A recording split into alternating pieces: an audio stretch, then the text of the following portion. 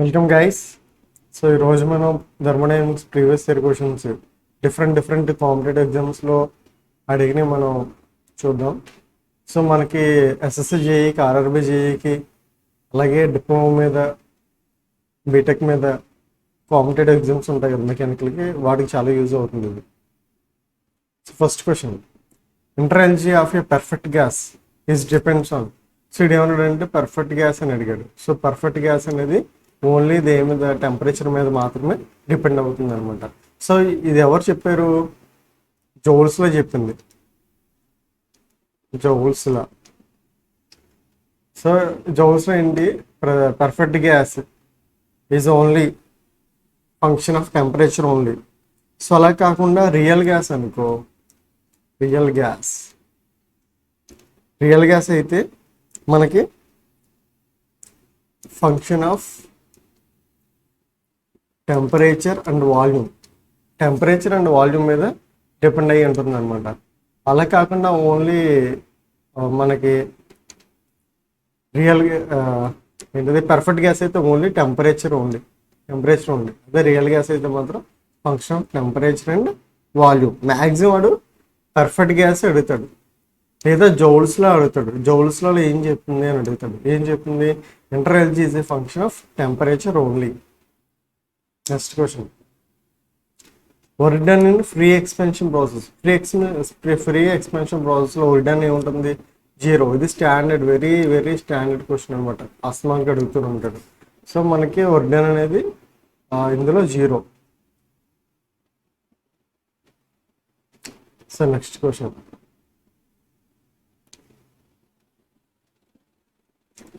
During throttling ప్రాసెస్లో ఏమవుతుంది? మనకి ఎంథాల్పీ అనేది చేంజ్ అవ్వదు. Enthalpy does not change. So option D is the correct. Enthalpy does not change. ఇది కూడా very standard question. Heat and work అనేవి ఏంటి? Path functions. Heat and works are path functions అన్నమాట. So next question, the measurement of temperature is based on. ఇది very important question అనమాట. Measurement of temperature ఏమి depend అయి ఉంటుంది? 0th law of thermodynamics అనమాట. So next question, which of the following is extensive property అడిగాడు. Extensive అంటే ఏంటి? Extensive అంటే డిపెండెంట్ ఆన్ మాస్. ఇంటెన్సివ్ అంటే independent of mass. So first suppose మనం ఇది ఎలా ఫైండ్ అవుట్ చేయాలంటే ఒక బ్లాక్ తీసుకోండి. ఒక బ్లాక్ అనుకోండి ఎగ్జాంపుల్కి. సో ఓవరాల్ బ్లాక్ ఏముంటుంది? ప్రెషర్ ఉంటుంది, టెంపరేచర్ ఉంటుంది, వాల్యూమ్ ఉంటుంది, ఇంక వాట్ ఎవర్ మీకు ఏం కావాలంటే డెన్సిటీ ఉంటుంది. సపోజ్ ఈ బ్లాక్ని మనం ఇప్పుడు ఏం చేసాం, 2 partsని డివైడ్ చేసాం. సో దీనివల్ల ఏమవుతుంది? 2 partsని డివైడ్ చేశారంటే 2 parts అయిపోయినాయి విడివిడిగా. సో దీని మీద యాక్ట్ అయ్యే ప్రెషర్ అనేది మారుతుందా? మారదు. టెంపరేచర్ అనేది త్రూఅవుట్ బాడీ సేమ్ కదా, సో టెంపరేచర్ మారదు. వాల్యూమ్ అనేది ఏమైంది? సగం అయిపోయింది, హాఫ్ అయిపోయింది. సో వాల్యూమ్ అనేది చేంజ్ అయింది. డెన్సిటీ అనేది కూడా మారదు కదా. డెన్సిటీ ఈక్వల్ ఏంటి? Mass by volume.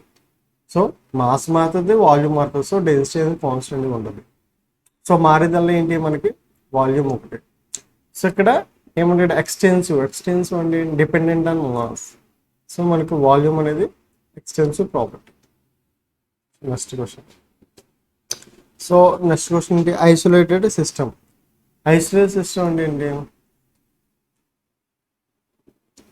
ఒక క్లోజ్ సిస్టమ్కి ఇన్సులేషన్ చేస్తాం అనుకోండి, అదేంటి? ఐసోలేటెడ్ సిస్టంలో హీట్ అనేది ట్రాన్స్ఫర్ అవ్వదు, అలాగే మాస్ కూడా ట్రాన్స్ఫర్ అవ్వదు. So cannot transfer either energy or mass to the surroundings. So both అనమాట. ఐదర్ అన్నాడు ఇక్కడ. ఐదర్ అంటే బోత్ అని, నైదర్ అంటే ఏది కాదు. సో ఐదర్ కాబట్టి బోత్. సో బోత్ అనేది రెండు ట్రాన్స్ఫర్ అవుతాయి. Option C is the correct అనమాట. సో అదే ఓపెన్ అనుకోండి. సపోజ్ ఒక కప్ ఆఫ్ టీ తీసుకున్నాం. సో ఇందులో బోత్ ట్రాన్స్ఫర్ అవుతాయి. హీట్ మాస్ రెండు ట్రాన్స్ఫర్ అయిపోతాయి. అదే క్లోజ్డ్ అనుకోండి, హీట్ అనేది ట్రాన్స్ఫర్ అవుతుంది, హీట్ ట్రాన్స్ఫర్, మాస్ అనేది ట్రాన్స్ఫర్ అవ్వదు. సో హీట్ ఓన్లీ ట్రాన్స్ఫర్ అవుతుంది క్లోజ్డ్లో. సో మనకి ఐసోలేటెడ్ సిస్టమ్కి ఎగ్జాంపుల్ ఏంటి? Perfectly insulated thermoscope, perfectly insulated థర్మోఫాస్ట్ ఉంటుంది కదా, థర్మోఫ్లాస్క్ అనేది మనకి ఎగ్జాంపుల్ అనమాట. ఐసెంట్రోపిక్ ఫ్లో, సో ఇది కూడా చాలా ఎగ్జామ్స్లో అడిగాడు. ఐసెంట్రోపిక్ ఫ్లో అనేది ఏంటి? ఒక reversible adiabatic flow. Reversible adiabatic flow అనేది మనకి isentropic flow. Ideal gas at 27 degrees centigrade is heated at constant ప్రెజర్లో హీట్ చేశాడు till its volume becomes 3 times. Volume ఏమైంది? 3 times అయిందంట.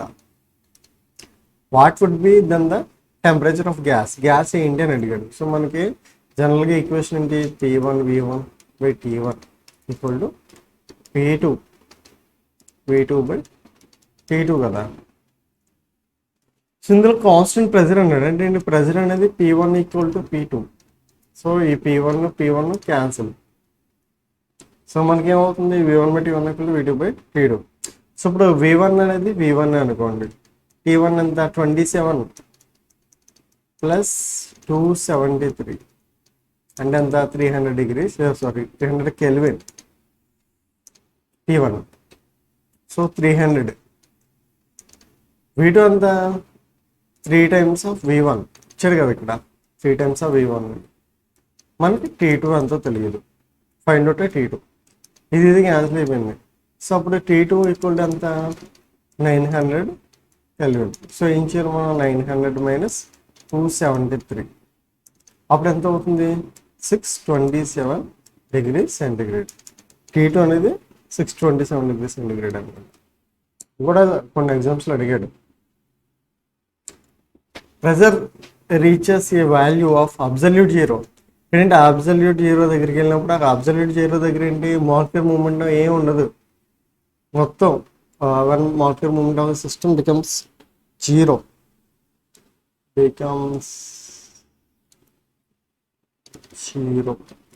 ఇది మొత్తం పడలేదు. సో బికమ్స్ జీరో అనమాట. What is the standard fixed point of thermometry? So standard fixed point ఏంటి మనకి థర్మోమెట్రీకి?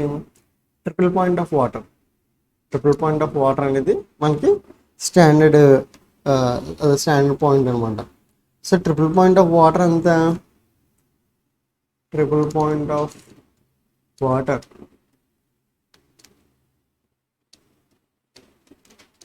వాటర్ ఎంత? 0.01 degrees centigrade or 273.16 Kelvin.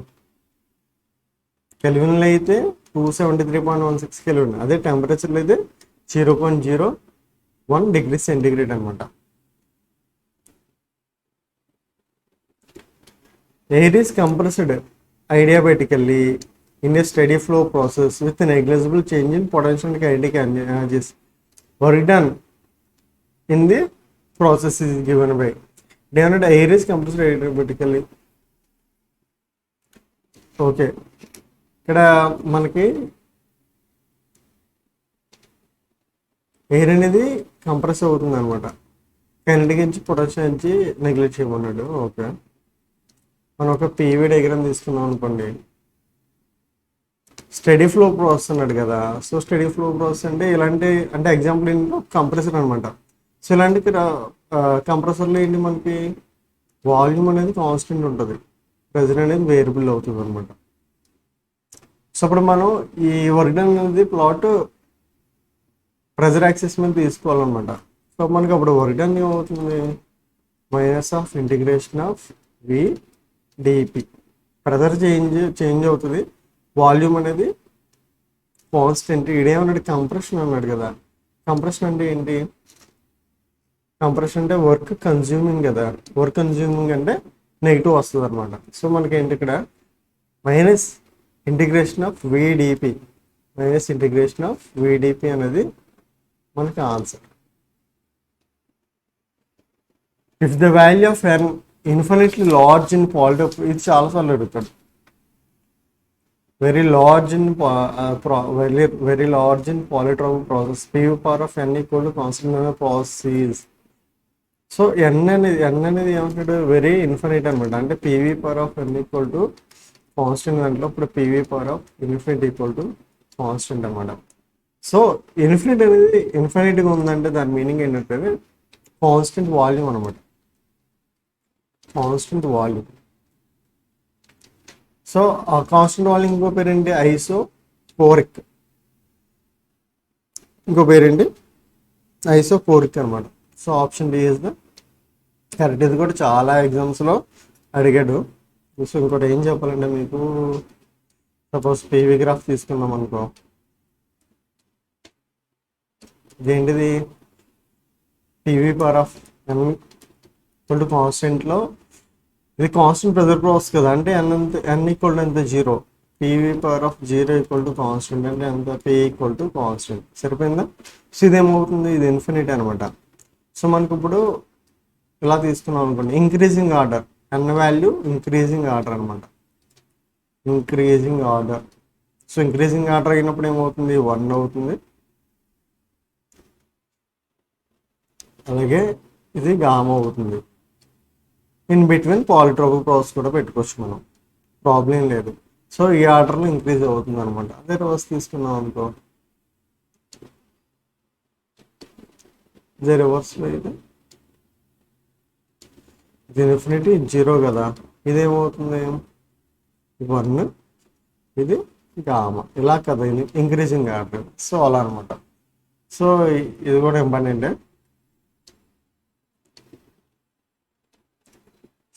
So ఇక్కడ మనకి క్వశ్చన్ వచ్చేస్తే ఇన్ఫైనైట్లీ లార్జ్ అంటే మనం బ్లైండ్గా కాన్స్టెంట్ వాల్యూమ్ ప్రాసెస్ లేదా ఐసోకోరిక్ ప్రాసెస్ పెట్టేసుకోవచ్చు, ప్రాబ్లం లేదు.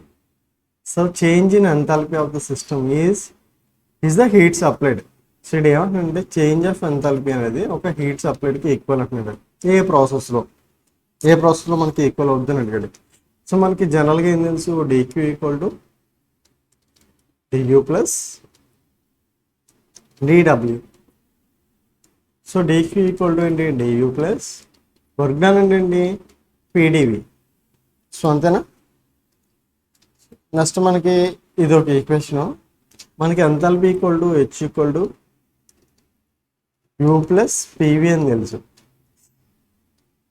సో ఇది ఓవరాల్గా ఏం చెప్తున్నారు అంటే చేంజ్ ఇన్ ఎంథాల్పీ అన్నాడు కదా, అంటే ఏంటి, దీన్ని డిఫరెన్షియేషన్ చేయండి. డిఫరెన్షియేషన్ బోత్ సైడ్స్ చేస్తే ఏమవుతుంది, DH equal to DU plus PdV plus VdP.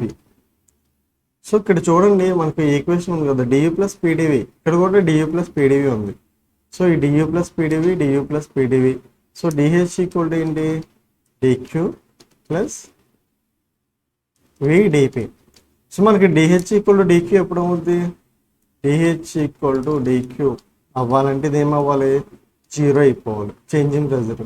So change in pressure 0 అవ్వాలంటే ఎప్పుడు అవుతుంది, కాన్స్టెంట్ ప్రెజర్ ప్రాసెస్లో. కాన్స్టెంట్ ప్రెజర్ ప్రాసెస్లో అవుతుంది DH equal to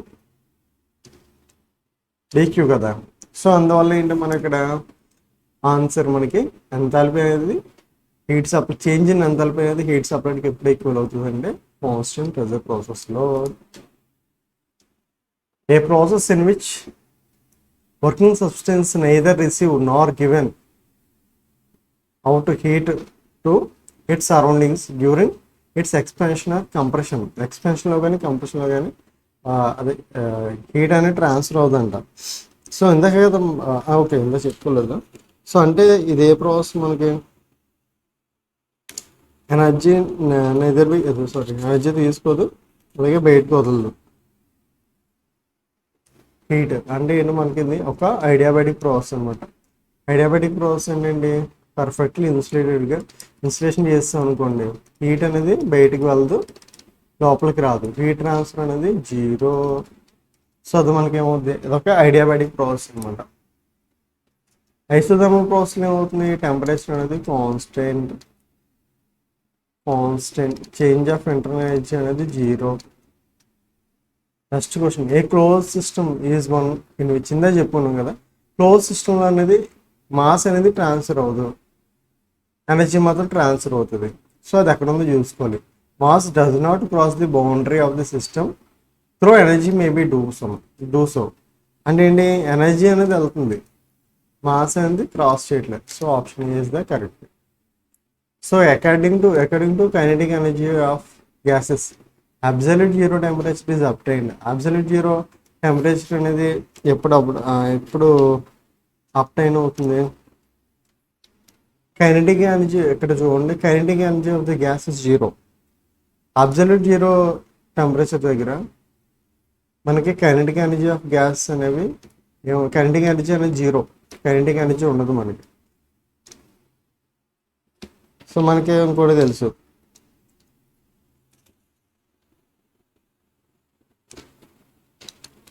so V of RMS kinetic energy, kinetic theory ప్రకారం ఏంటి, V of RMS equal to root of 3 times of RT by M. Temperature అనేది zero అనుకోండి, అబ్సల్యూట్ జీరో టెంపరేచర్ కదా. So అప్పుడు మనకి velocity అంటే కైనెటిక్ ఎనర్జీ ఏమవుతుంది, zero అయిపోతుంది. వెలాసిటీ జీరో అంటే ఆటోమేటిక్గా కైనెటిక్ ఎనర్జీ జీరో కదా. So this is the correct answer. The following are the examples of some intensive and extensive properties. Intensive ఇంతే చెప్పాను కదా, ఇంటెన్సివ్ అంటే ఇండిపెండెంట్ ఆఫ్ మాస్, ఎక్స్టెన్సివ్ అంటే డిపెండెంట్ ఆఫ్ మాస్. ప్రెజర్ అనేది ఏంటి, చేంజ్ అవుతుందో change అవ్వదు, సో ఇంటెన్సివ్. టెంపరేచర్ చేంజ్ అవుతుంది అవ్వదు, సో ఇంటెన్సివ్. వాల్యూమ్ అనేది చేంజ్ అవుతుంది, సో ఏంటి, ఎక్స్టెన్సివ్. వెలాసిటీ, సో ఇది మాత్రం మళ్ళీ ఇంపార్టెంట్ అనమాట. సో వెలాసిటీ అనేది ఏంటి, చేంజ్ అవుతుందా, మీకు ఎలా చెప్పాలి,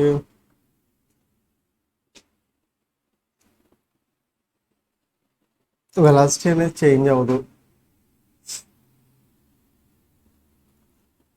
సో వెలాసిటీ కూడా ఇంటెన్సివ్. మ్యాగ్నెటిజం అంటే చిన్న మ్యాగ్నెట్ తీసుకుంటే ఒకలా ఉంటుంది మ్యాగ్నెటైజేషన్, చిన్న మ్యాగ్నెట్కి ఒకలా ఉంటుంది, ఒక లార్జ్ మ్యాగ్నెట్ తీసుకుంటే దాని పవర్ ఒకలా ఉంటుంది కాబట్టి.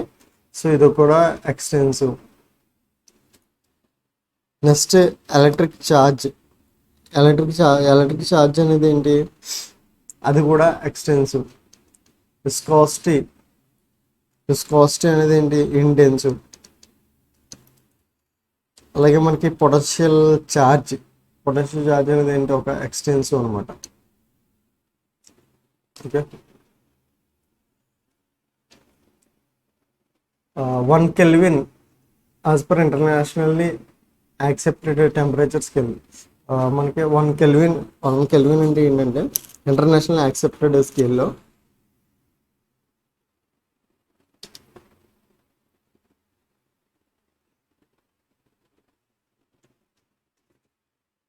ఇక్కడ ఓకే సమ్ ఆప్షన్స్ రాంగ్గా ఉన్నాయి. సో 1 Kelvin ఈక్వల్ టు జనరల్గా మనకి ఏం తెలుసండి, ఇంటర్నేషనల్ యాక్సెప్ట్ చేసిన దాంట్లో 1 Kelvin equal to 1/273.16 of triple point of water. 1/273.16, ఇది కూడా important, 1/6 of triple point of water 1 Kelvin అంటే. సో ఈ ఆప్షన్స్ అన్ని మిస్టేక్స్ ఉన్నాయి. సో ఆప్షన్స్ సరిగ్గా రాలేదు. సో ఇది కరెక్ట్ అనమాట, కరెక్ట్ గుర్తుపెట్టుకోండి. థ్యాంక్ యూ గైస్, సబ్స్క్రైబ్ చేయండి. ఇదేంటంటే ఇది ఒక బుక్లో ప్రీవియస్ ఇయర్ క్వశ్చన్స్ అనమాట. ఇవి ఒక బుక్లో,